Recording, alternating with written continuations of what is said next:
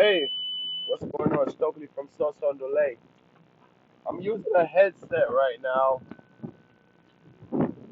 because I'm leaving my windows open because I'm sick and I don't want my son to get sick when I pick him up. I want him to be in this enclosed space with all of my germs. Right now, I came into my car, I left my windows cracked, and there's a moth. There's a moth in my car. No, he just left. As soon as I said it, he flew out the other side. He figured it out. He was trying to get through the glass the whole time and couldn't figure out how to get through the glass. Anyhow, um, what I wanted to talk about, I was watching a documentary. Well, I was watching a YouTube video on schizophrenia, and it was exactly what I was talking about. My buddy is going through right now. He's 100% going through schizophrenia. Now, one thing that the presenter stated was that it can happen to you at any age. It primarily happens to young men, in their late teens, early 20s. But it can happen to you at any time in life. Um, and what they're saying also, it's hereditary.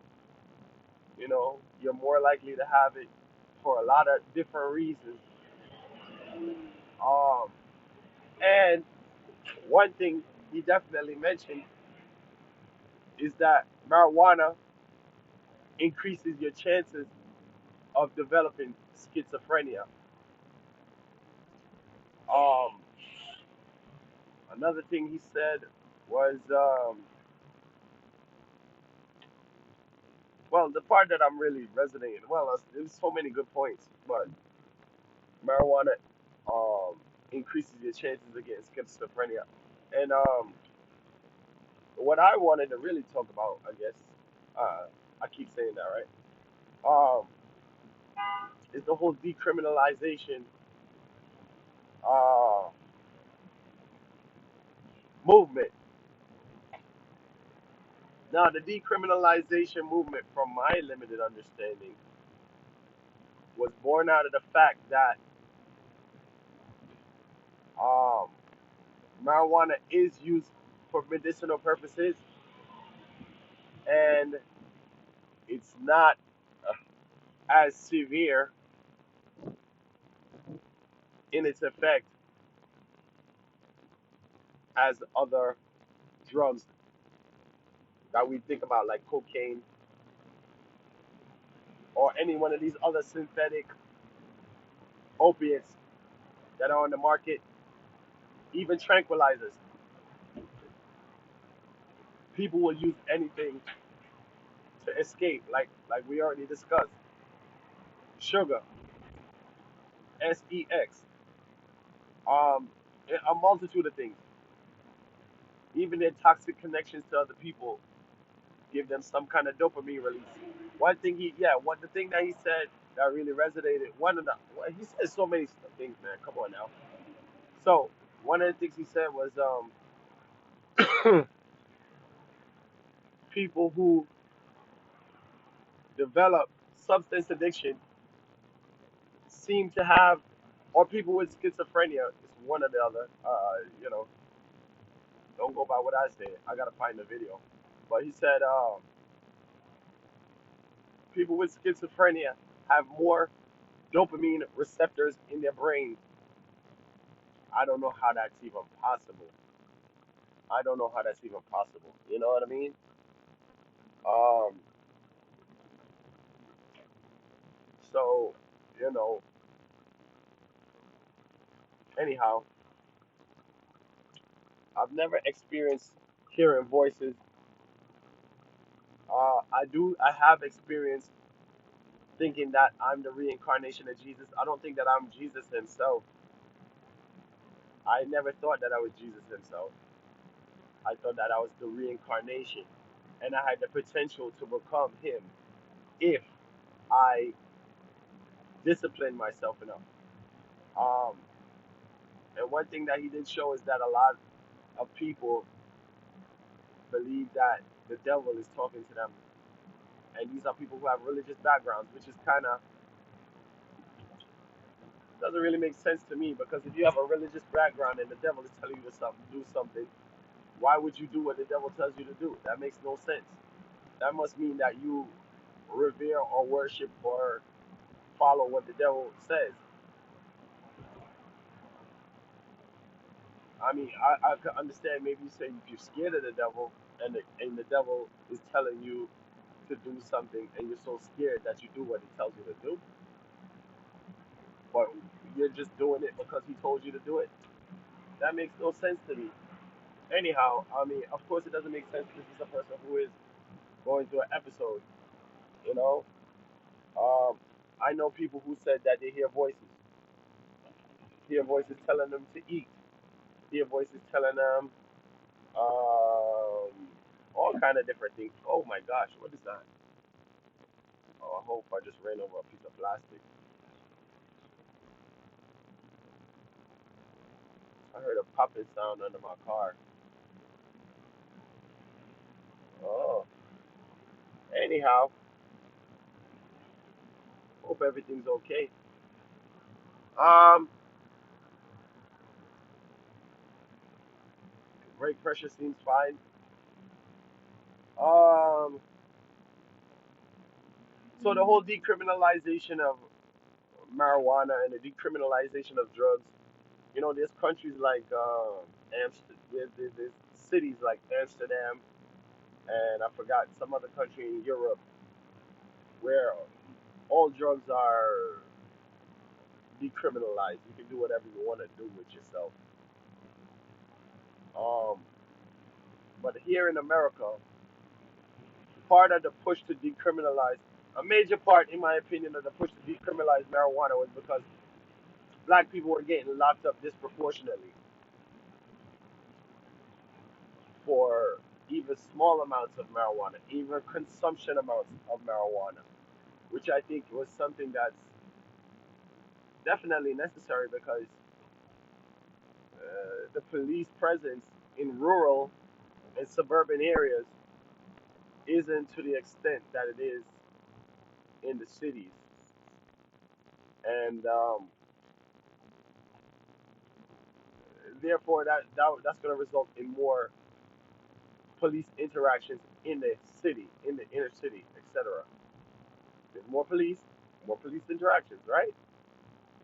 Okay, so more African American people are concentrated in the cities and not in the rural area, based on all of the negative publicity the rappers have put out about the black community. Even when we're in the rural areas, we're more under the microscope of the police because the rappers and the entertainers and the cliche media has presented us as the criminal class. So what else do you want to do? What do you want the police to do? If that policeman grew up from a little baby seeing black people act as gangsters and thugs and criminals on TV and in music and media and music videos, what is he gonna think you are when he encounters his first black person on the job? He's gonna by default go based on his training, based on what media has been training him to believe, based on what these rappers want to convince you to believe. These rappers are liars. LL Cool J sings about women. He's been married, I don't know, since he's probably been 19 years old. Snoop Doggy Dogg sings about he's a pimp. He's been married since his very early years. Um, who else? Dr. Dre might even sing about women in a derogatory kind of way. He was married for many years also. Um, so the young Jeezy um, sings about selling drugs. His son is college educated. He's married to a woman that's on The View with Whoopi Goldberg and all the other people. So the persona that they present in music and media is different from the standards that they hold themselves to. They hold themselves to a higher standard than the standard that they're presenting you to hold yourself to. Unfortunately, it takes years for us to really look into their lives and realize that we're being lied to and we're being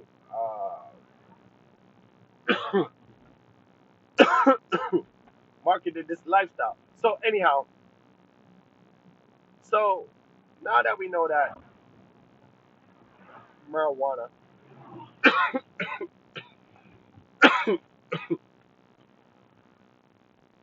causes schizophrenia,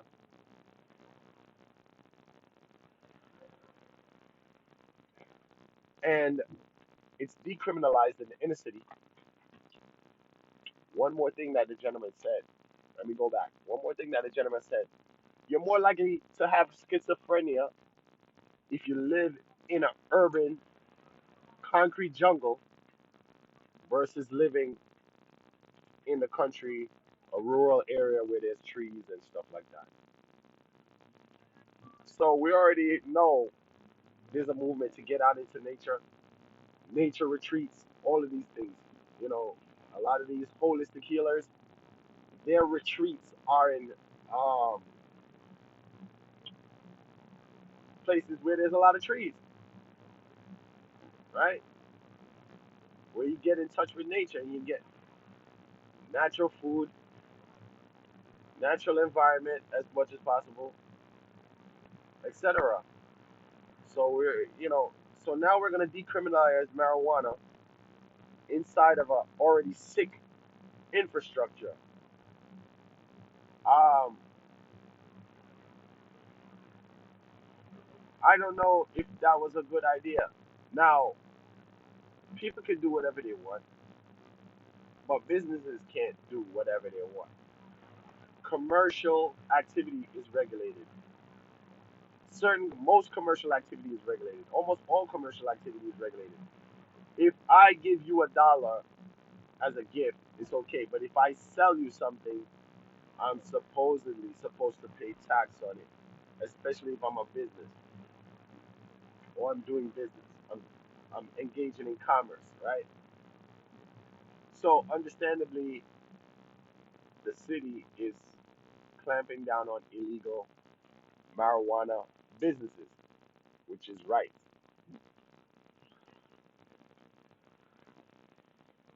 Um, that's not necessarily that's not going to curtail the individual use, and it may not be. I don't know if it's the responsibility of the government to do that, but the society is suffering. The society is. I see a lot of suffering coming behind the decriminalization, and I can't say that I'm for the criminalization of it, but it's a complex issue. Um, People with troubled histories need medication to cope, but at the same time, people with troubled histories, when they encounter psychotropic drugs, get worse.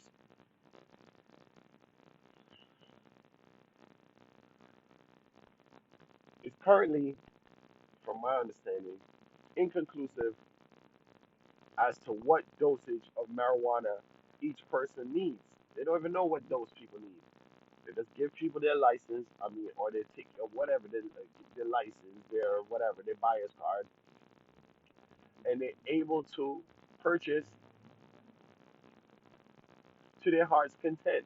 They're able to consume as much as they want. While what is necessary for their treatment,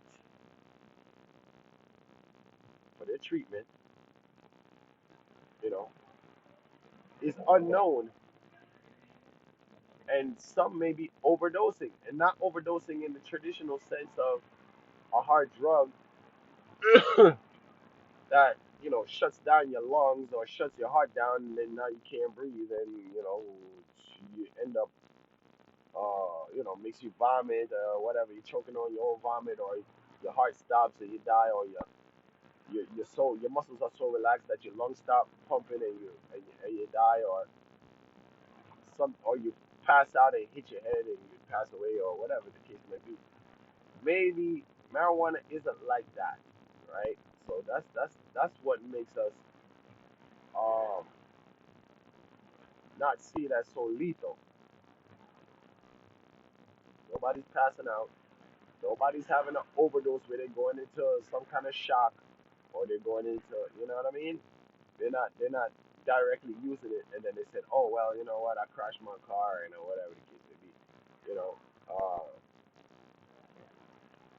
we're not seeing that. You know, so it seems harmless for the most part. It seems helpful, but it can be helpful probably. But at what dosage?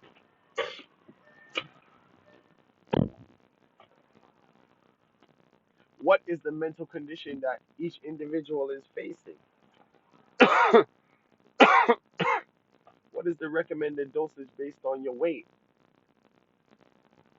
Should you take it after a meal or before a meal? You know, is, is there some kind of research on that so that people can dose themselves properly and people can consume in a safe manner? Because look here, alcohol is permitted to be consumed recreationally,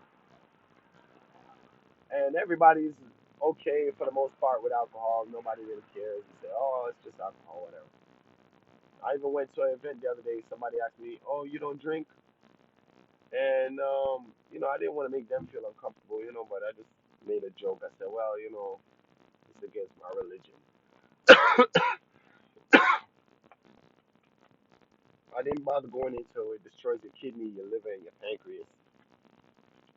Makes your hair fall out.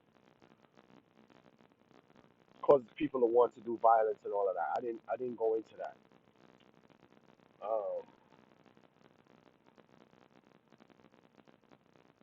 Alcohol is destructive. Also, we have an issue with alcoholism. In some people have an issue with alcoholism.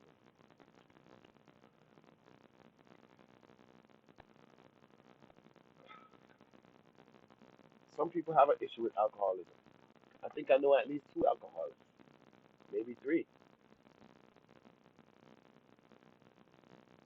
I know of people who were addicted to opiates or crack or whatever you want to call it. Now they're not. Maybe they don't have the extra dopamine receptors in their brain, so they're able to shake it off. Not everybody's able to shake it off. Not everybody's able to abstain. Not everybody's able to stop. Not everybody's able to fast.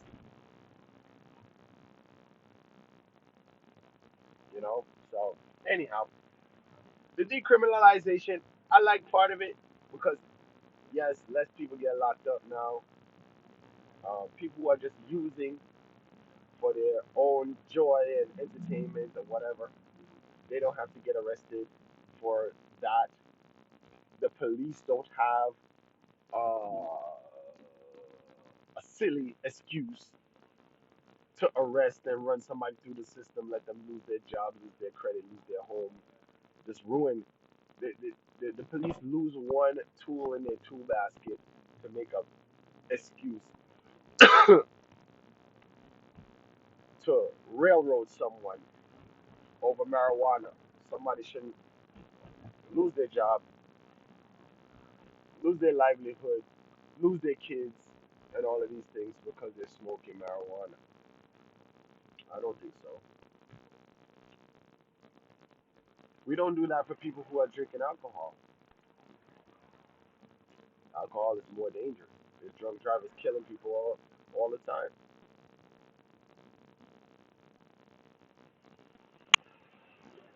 So, the decriminalization is a good idea, but we need to support. people who are consuming so that they can understand. You have people who when it comes to alcohol, you have wine, you have beer. When you go for your driver's test, they tell you how much glasses of wine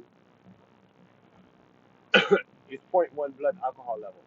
They tell you how many beers is point 0.1 blood alcohol level. They tell you how many shots of hard liquor is point 0.1 blood alcohol level, which is not necessarily standard because we're different. We have different mass, we have different weight, and it's respected to your metabolism also. So it's not the same. Everybody's not gonna have a point 0.1 blood alcohol level with the same quantity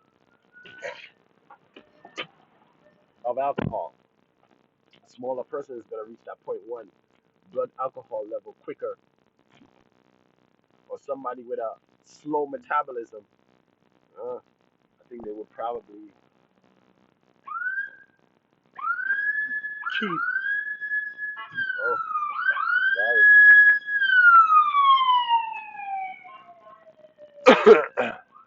Oh, this app on Apple you can't pause it, but on the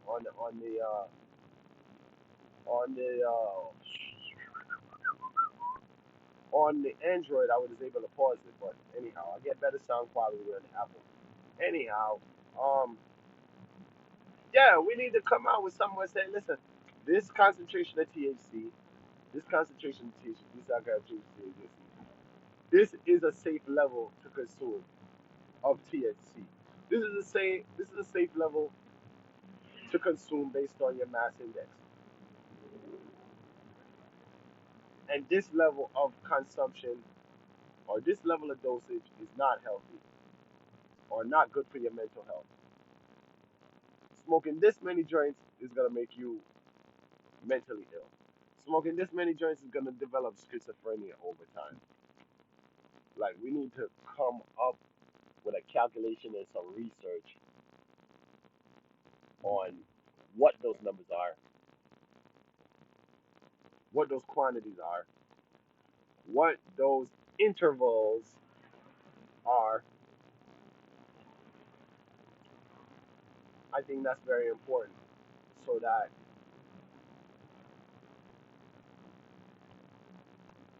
people don't develop more mental illness as a result of their freedom now to consume. Um,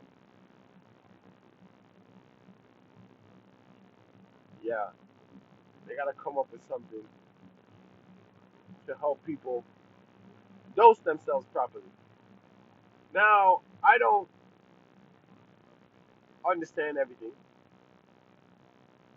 I was looking, I like to read comments and videos a lot. One of the comments, I was watching a video on, I don't remember what drug it was. I'm gonna call it, I think it was, I don't know. It could have been Ozempic. They say Ozempic causes suicidal ideation now in some cases. Um,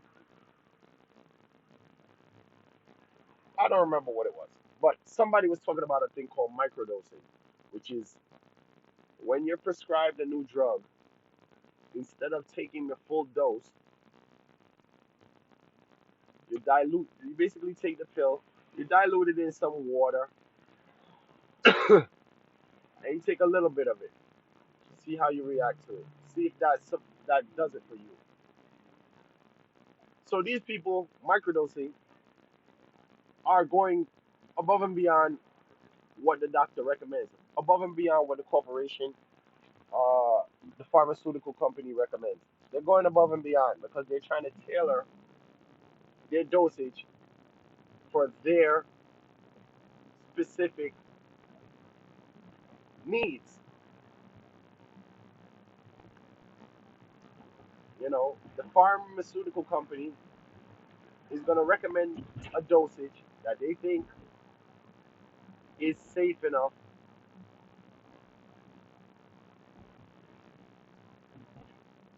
but also they want to sell more doses. So there's a conflict. You want the person to be treated, but you don't necessarily want them healed in some cases. It's a better finance. It's a financial interest in keeping this person ill. It's a financial interest in selling more pills. Ah, so some people they're doing this thing called microdosing where they're just diluting their pills. They're diluting the pills. That makes the pills last longer, but it also prevents them from having severely adverse effects from whatever medication that is by gradually, slowly increasing their dosage um, until they feel like they're at a safe level where they're both getting the benefits of the drug and they're avoiding the major side effects of it. You know. Oh, let me not forget that. Huh. Oh my goodness. Ugh. Oh. So that's really about it, man. I'm not really saying much. I haven't said much of anything. I just said a lot, but I didn't say anything. Decriminalization of marijuana, decriminalization of drugs needs to be accompanied by information, education, dosing, recommended dosage. When they give you your pills, it has a recommended dosage on it, or the doctor tells you this is what you need to do. When you buy your marijuana, I don't think it says anything on it. I've never purchased marijuana in my life. I don't know, but I think it should be accompanied. I mean, even the cough syrup. The cough syrup that I get from my son says either 10 milliliters or 25 milliliters every 4 hours. And you don't go above that, you know? So we need to do the same for marijuana. So that's all I got to say about that. Thanks for listening.